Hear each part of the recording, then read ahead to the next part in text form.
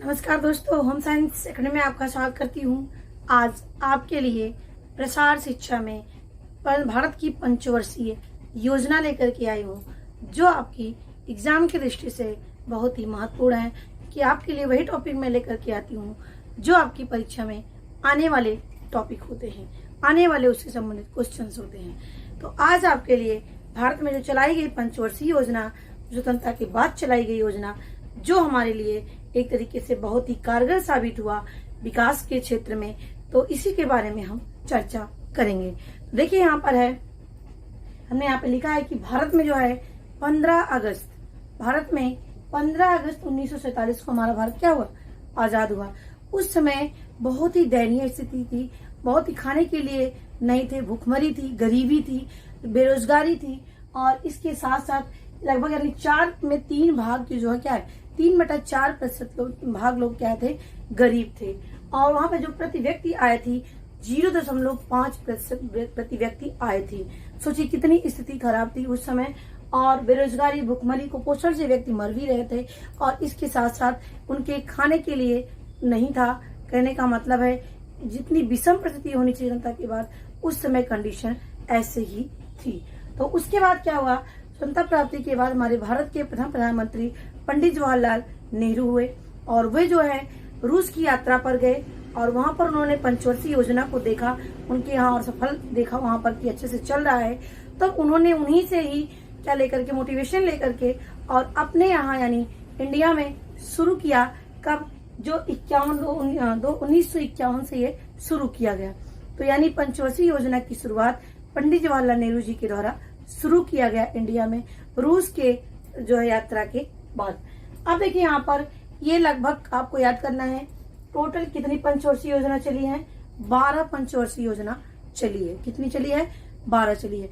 और बीच में 3 स्थान पर गैपिंग भी है, वो भी मैं आपको बताऊंगी। यानी एक ही वीडियो में आपको सब कुछ हम डिटेल कर देंगे, जहां तक से आपके क्वेश्चन पूछे जाते हैं हर परीक्षा की में। तो देखिए यहाँ पर है, प्रथम पंचवर्षीय योजना सब 1 अप्रैल 1951 से 31 मार्च क्या है 1956 तक चला। 1 अप्रैल में है, 31 मार्च, ये दोनों चीज आप याद रखना, ये सब में कॉमन है। तो 1 अप्रैल 1951 से 31 मार्च 1956 तक चला ये। और इसमें उद्देश्य क्या रखा गया कि आर्थिक विषमता को दूर करना। क्या था कि गरीबी बहुत ज्यादा थी, लोगों को खाने के लिए नहीं थे, तो जमींदार जो लोग जिसके पास जमीन था वो लोगों से काम करवाते थे, और उसके आधे पे भी देते थे, आधे पे भी काम करवाते थे अधिया पे। तो उसमें जो है पैसा काफी ले लेते थे, अनाज भी ले लेते थे, भले उनके पास खाने के लिए ना हो जो लोग काम कर रहे हैं, लेकिन तब भी उनसे आधे से ज्यादा अनाज ले लेते थे, तो उनको खाने के लिए भी नहीं था। इस वजह से जमींदारी को दूर करने के लिए, इस तरह की व्यवस्था को दूर करने के लिए पंचवर्षीय योजना लाई गई, और यहीं पर ही आर्थिक विषमता को दूर करने का विकास रखा गया। और मुख्य रूप से किस पे आधारित था, कृषि क्षेत्र पर आधारित था। किस पे था, याद रखना, एक शब्द में, कृषि क्षेत्र पर आधारित था। किस पे, कृषि क्षेत्र पर आधारित था। और इसमें चौमुखी विकास करना, मतलब चौमुखी विकास का मतलब कि हर तरीके से जो है विकास किया जाए। इसी में जो इंदिरा गांधी नहर आई, इसी योजना में लाई गई। भाखड़ा नांगल बांध इसी योजना में बनाया गया। हीराकुंड बांध इसी योजना में बनाया गया, ये भी याद रखना।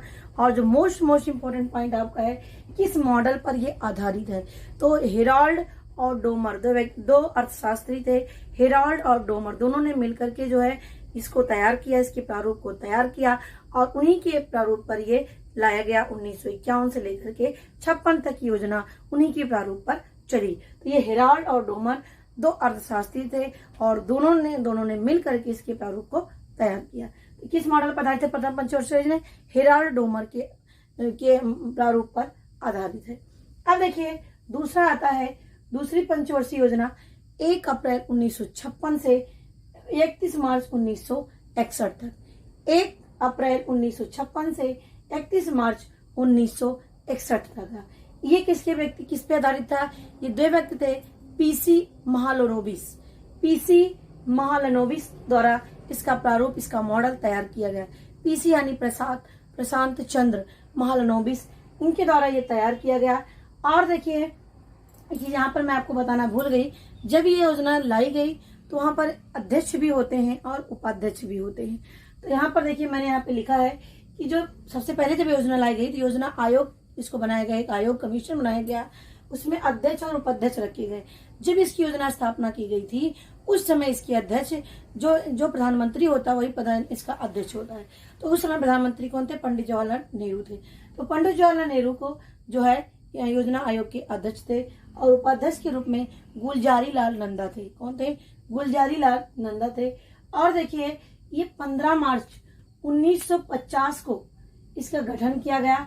और एक ही इसमें याद रखना 6 अगस्त 1952 को एक योजना और लाई गई। 6 अगस्त 1952 को राष्ट्रीय विकास परिषद, क्या है? राष्ट्रीय विकास परिषद लाया गया है, जो जिसके परमिशन से हमारी योजना लागू होती थी। तो इसका नाम क्या है? राष्ट्रीय विकास परिषद।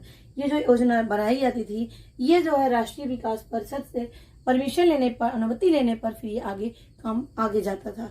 ये याद रखना आप, इसकी स्थापना है, इसका अध्यक्ष और इसके उपाध्यक्ष। अब दूसरी पंचवर्षीय योजना आते हैं। दूसरी पंचवर्षीय किसके मॉडल पर है? महालनोबिस के आधार पर। और उस समय जो अध्यक्ष थे कृष्णा आचार्य थे। उपाध्यक्ष, अध्यक्ष तो प्रधानमंत्री नेहरू जी थे, तो उपाध्यक्ष कौन था? कृष्णा आचार्य जी थे इसमें। और इसमें जो होता है इसका उद्देश्य क्या रखा गया? औद्योगिकरण पर बल। इस पर दिया गया औद्योगिकरण पर बल दिया गया। इसमें प्रकार के मशीन लगाए गए, मशीनों को बनाने के लिए मशीन लगाए गए। और इसके साथ साथ लोहा उद्योग, सीमेंट उद्योग, इस्पात उद्योग, कोयला उद्योग, इस तरह की फैक्ट्री लगाई गई। क्योंकि जब तक फैक्ट्री नहीं होगी तो लोगों को रोजगार नहीं मिलेगा, रोजगार नहीं मिलेगा तो गरीबी नहीं बढ़ेगी। तो इसके लिए सबसे पहले कृषि पर ध्यान दिया गया। उसके बाद उद्योग को स्थापना करी गई, औद्योगिकरण को बढ़ावा दिया गया। ये उसी समय टाटा, भिलाई, राउरकेला जो विभिन्न प्रकार के जो मशीन की स्थापना, विभिन्न प्रकार के जो फैक्ट्री की स्थापना की गई, तो ये इसी अब दूसरी ही पंचवर्षीय योजना में की गई। तो ये चीजें आपकी हो गई औद्योगिकरण पर बल। तीसरी आती है 1 अप्रैल 1961 से 1966 तक, 31 मार्च 1966 तक की योजना लाई गई। अब देखिए इसमें क्या था, ये इस समय जो योजना थी, अब यहाँ पर देखिए 56 से 61 था, अब 61 से 66, और फिर यहाँ पर चौथी पंचवर्षीय योजना में गैपिंग हुई थी। अब ये भी देखिएगा, तो तीसरी पंचवर्षीय योजना थी यहाँ पर भारत पाक युद्ध उस समय हुआ था, भारत चीन से युद्ध हो रहा था, इसमें जिसकी जो प्लानिंग की गई थी उस प्लानिंग को प्राप्त नहीं किया सका। तो इसके लिए जानिएगा यहाँ पर जो इसका प्रारूप तैयार किया, सबसे पहले जानिएगा सैंडी, चक्रवर्ती, महालनोबिस, 3 व्यक्ति थे, सैंडी, चक्रवर्ती, महालनोबिस के प्रारूप पर ये तीसरी पंचवर्षीय योजना तैयार की गई। और इसका जो उद्देश्य रखा गया अर्थव्यवस्था में सुधार करने के लिए, क्या है? अर्थव्यवस्था में सुधार करने के लिए ये तीसरी पंचवर्षीय योजना आई। और इसी समय जो प्रधानमंत्री थे लाल बहादुर शास्त्री जी थे, और उन्होंने ही इसी समय जय जवान जय किसान का नारा लगाया था। इसमें क्या था कि पहले हम लोग को अनाज जो है विदेशों से मंगाना पड़ता था, हमारे पास अनाज भी खाने के लिए भी नहीं होते थे। तो उस समय वहाँ पर अमेरिका भी उनको मना कर दिया था कि हम अनाज आपको नहीं देंगे, तो इनको बहुत ही कष्ट हुआ। तब उसी समय ये हरित क्रांति आई, जहाँ पर अनाज को हाइब्रिड के रूप में अनाज उत्पादन को बढ़ावा दिया गया। और उसी समय ही उत्पादन हमारे इतना ज़्यादा हो गया कि उसके बाद फिर हमारे आत्मनिर्भर हो गए अनाजों के उत्पादन में। तो ये जो दौर था, ये लाल बहादुर शास्त्री जब प्रधानमंत्री हुए थे उस समय, और उसी समय जो है जय जवान जय किसान का नारा लाया गया इसमें। और इसी समय जो भारत खाद्यान्न के क्षेत्र में आत्मनिर्भर बने, ये लाया गया इसी में, इस योजना में, तीसरी पंचवर्षीय योजना में। इसी समय हरित क्रांति भी लाई गई। तो एक चीज और याद रखना, अब यहाँ पर जो चौथी पंचवर्षीय योजना थी, यहाँ पर गैपिंग था कितना? 66 से 69 के बीच में, 66 से 69 के बीच में ये गैपिंग था। और इसमें जो गैपिंग था, कह सकते हैं, मैंने यहाँ पर आपको बताया भारत पाक युद्ध, भारत चीन युद्ध की वजह से आर्थिक स्थिति डाउन हो गई थी। और यहाँ से ये तीनों साल में जो गैपिंग था 66 से 69, 78 से 80, 90 से 92, 3 जगह गैपिंग तैयार करना। क्या क्या है? 66 से 69, और इसके बाद देखिए यहाँ पर 78 से 80 और 90 से 92, 3 जगह पर गैपिंग है। इस समय जो योजना चलाई गई थी वो रोलिंग प्लान के द्वारा चलाई गई थी, यानी एक वर्ष में, यानी 5 वर्ष को लेकर के न चलना, बल्कि एक वर्ष को लेकर के चलना और उसमें विकास का निर्धारण कर लेना, 1 वर्ष के लिए बनाना। इसको क्या बताया गया? रोलिंग प्लान बताया गया। क्या बताया गया? रोलिंग प्लान बताया गया। और इसी तीनों काल को कहा जाता है अवकाश काल। क्या कहा जाता है? अवकाश काल। क्वेश्चन आता है अवकाश काल कब से कब तक होता है? पहला आप याद लीजिएगा 66 से 69, दूसरा 80 से 82 और तीसरा आता है हमारा 90 से 92।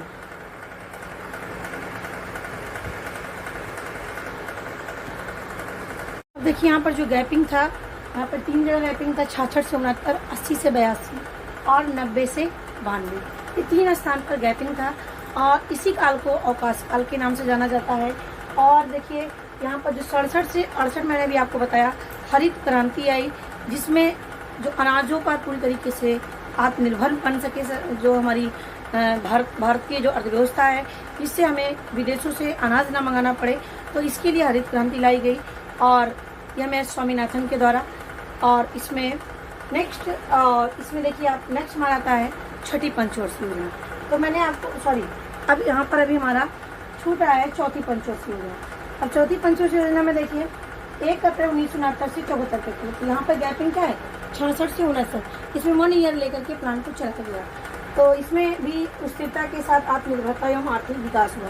क्या है इसमें यही दोनों चीज़ें सेम इसमें लाई गई कि हमारा देश हमारा जो योजना हो इसमें स्थिरता आए और आत्मनिर्भरता हो, सेल्फ डिपेंड हो सके, रोजगार में वृद्धि हो सके और आर्थिक विकास कर सके। तो ये लक्ष्य रखा गया चौथी पंचवर्षीय योजना में। 5वीं में क्या है ये 74 से 79 है। क्या है 74 से 79, कहीं 78 भी दिया गया है, क्योंकि यहाँ पर एक साल जो है सरकार चेंज हो जाने की वजह से ऐसा हुआ था, तो जिससे ये जो है उन्होंने 1 ईयर में चलाया था। तो कहीं 79 भी दिया गया है, लेकिन 74 से 79 भी जाना जाता है। तो देखिए यहाँ पर डीपी धर, इनकी जो प्लान था, प्रारूप था मॉडल का, इसके आधार पर था ये डीपी धर के अनुसार, यानी इनका जो मॉडल तैयार किया, जिसमें डीपी धर जी ने इसको मॉडल तैयार किया। पहली बार यहाँ पर जो शब्द लाया गया निर्धनता उन्मूलन शब्द को यूज किया गया कि गरीबी ना रहे, गरीबी हटाओ, एक घोषणा की गई, यानी गरीबी हटाओ एक तरीके से नारा लगाया गया निर्धनता उन्मूलन। किस योजना में? यहाँ पर पंचवर्षीय योजना में लाया गया। कहाँ? पंचवर्षीय योजना में। और इसी समय इंदिरा गांधी का समय उस समय था जब जो है गरीबी हटाओ का नारा लाया गया। अब देखिए हमारा आता है छठी पंचवर्षीय योजना। छठी पंचवर्षीय योजना 80 से 82। अब यहाँ पे 78 से 80 देखिए यहाँ पर गैपिंग हुआ और इसके बाद आया हमारा 80 से 85 और 80 से 85 तक का जो है यहाँ पे जो समस्या आई थी 78 से 80 में, यहाँ पे सरकार जो है चेंज हो गई थी। कांग्रेस की सरकार नहीं थी, गैर कांग्रेसी सरकार आई थी। इसी वजह से यहाँ पर चेंजिंग आई और फिर वो एक साल का लेकर के चल रहे थे। तो ये हुआ अवकाश काल, जो मैंने आपको बताया 66, 69, 78, 80, 90, 92। ये क्या है? अवकाश काल है, जहाँ पर रोलिंग प्लान लेकर के चला गया, यानी 1 ईयर प्लान लेकर के चला गया। तो देखिए यहाँ पर रोलिंग प्लान एक वार्षिक योजना चलाई गई इसमें। अब देखिए एक ही और आपको याद रखना है कि क्वेश्चन आता है IRDP यानी integrated rural development program, NREP यानी नेशनल रूरल एम्प्लॉयमेंट प्रोग्राम यानी योजना लाई गई इसमें, जिसमें क्या बताया गया कि गरीबी उन्मूलन किया जाए। जैसे आपका यहाँ पर 5वीं पंचवर्षीय योजना में था, वही सेम चीज़ दोहराई गई। दूसरा इसमें एक चीज शब्द और यूज किया गया, रोजगार का सृजन होगा। गरीबी कैसे हटेगी? जब रोजगार होगा लोगों का, रोजगार उनके पास एम्प्लॉयमेंट होगा, तभी गरीबी हटेगी। तो यहाँ पर रोजगार की बातें कही गई किस योजना में? छठी पंचवर्षीय योजना में। इसी में आपका जो NREP यानी नेशनल रूरल एम्प्लॉयमेंट यानी रोजगार योजना लाई गई। अब आते आ रहा है 85 से 90। अब 85 से जो 90 योजना आई, ये क्या है? ये 7वीं पंचवर्षीय योजना थी। कौन सी थी? 7वीं पंचवर्षीय योजना थी। इसमें खाद्यान्न उत्पादन में तेजी लाने के लिए, क्या है? खाद्यान्न उत्पादन में तेजी लाने के लिए योजना लाई गई। और इसके साथ साथ सिंचाई और खाद्यान्न उत्पादन कैसे होगा?